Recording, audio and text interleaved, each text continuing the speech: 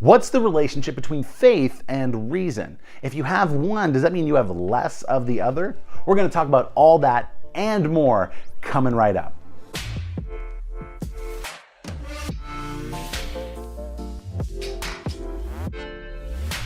Hey, I'm Matt. This is Truth Snack, a channel where I'm going on a journey to discuss what matters, and I'm inviting you to come along with me.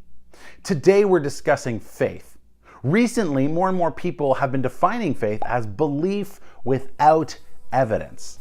And by that definition, of course, it's contrary to reasoning, which strives to acquire evidence by applying logic to fields like math and science, history, and philosophy. But do we really use the word faith to mean belief without evidence? Imagine you see someone running into a burning building to save a baby that was left inside. As they come through the front door with the baby safely in their arms, somebody says, "My faith in humanity has been restored." Do they mean that they believe in humanity without evidence? Or are they saying that they do believe in humanity because of their newfound evidence in humanity's kindness and courage? Or imagine you're helping your best friend study for a test and they start to get discouraged and you say, "You're gonna do great, I have faith in you." Now, if you're using the word faith to mean believing without evidence, what you're saying is actually kind of a backhanded insult to your friend. But that's not what you mean. You mean that you believe they're gonna do well because they're an intelligent person and you've seen the evidence of their hard work in studying. You believe that they're gonna do well on their test. I think that every worldview, religious or otherwise, desires to have evidence for their beliefs, and that is a good thing. And it's also the case in Christianity. In John chapter 20, verse 31, John writes that he wrote what he did in order that we might believe that Jesus is the Messiah.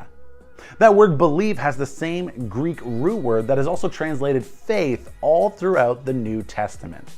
At any rate, what John is trying to say is that he wrote what he did so that it could be evidence for our faith in Christianity.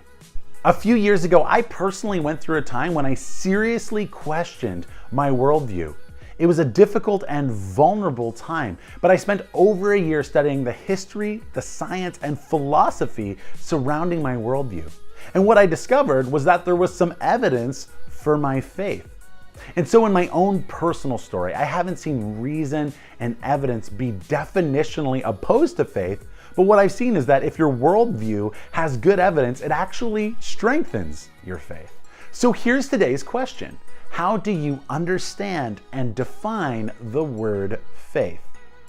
Do you agree with what I've said in this video? Do you disagree? Feel free to leave a comment in the comment section below. And don't forget to tune in next Tuesday. We're going to continue to discuss what matters. See you then.